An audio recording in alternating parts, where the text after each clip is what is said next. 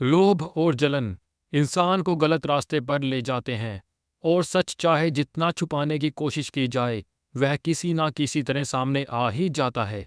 विनोद और विजय किसी गांव में साथ रहते थे। विनोद दुष्ट था, वह विजय से जलता था किंतु उससे दोस्ती का दिखावा करता था। एक दिन विनोद ने विजय से कहा, दोस्त सुना है आजकल रुई का व्यापार करने में बहुत पैसा है, चले रुई का व्यापार करने शहर की ओर। विजय तैयार हो गया। उन दोनों ने अपने माता पिता को यह बात बता दी।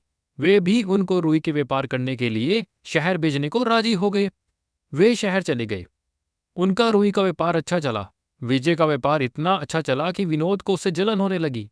एक दिन विनोद ने विजय से कहा, अब हमने बहुत धन कमा लिया, अब हमें गांव वापस लौटना चाहिए। विजय गांव लौटने के लिए तैयार हो गया। वे दोनों गांव लौट रहे थे। सुनसान रास्ता था। तभी बारिश होने लगी। जमीन में से पानी के बुलबुले उठने लगे। विनोद के मन में पाप आ गया।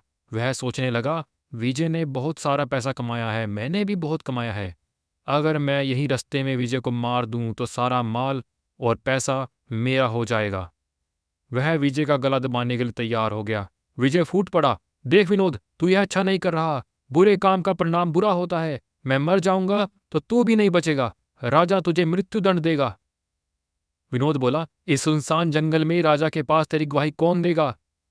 विजय बोला, देख इस समय बारिश हो रही है, जमीन में से पानी के बुलबुले उठ रहे हैं, ये सब राजा के सामने मेरी गवाही देंगे। पानी के बुलबुले क्या इंसान है जो राजा के सामने गवाही देंगे, मूर्ख कहीं का। विजय की बात सुनकर विनोद बोला। विनोद ने विजय का गला दबाकर उससे मार दिया। उसने विजय की लाश गहरी खाई में फेंक दी। विजय के सामान और धन को साथ लेकर विनोद अपने गांव पहुंच गया। गांव पहुंचते ही विजय के माता पिता ने विनोद से अपने बेटे के बारे में पूछा। वह बोला, ताऊ जी, हम दोनों रुई का व्यापार साथ साथ करते थे।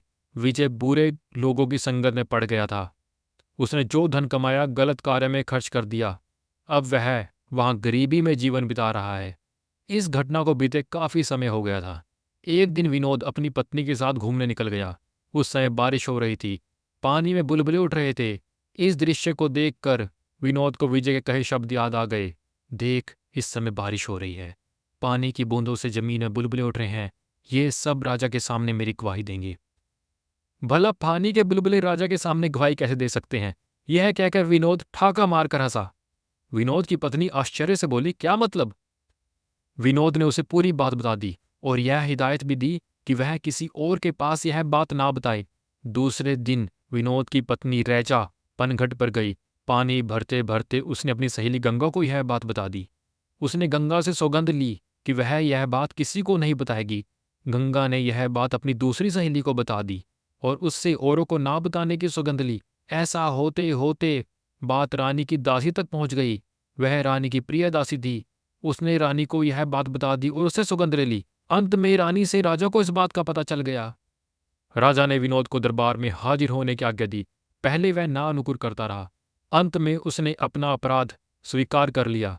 राजा ने उसे मृत्युदंड की सजा दी। यह कहानी में सिखाती है कि झूठ और धोखे पर आधारित सुख कभी स्थायी नहीं होता, अंत में न्याय होता ही है। धन्यवाद दोस्तों।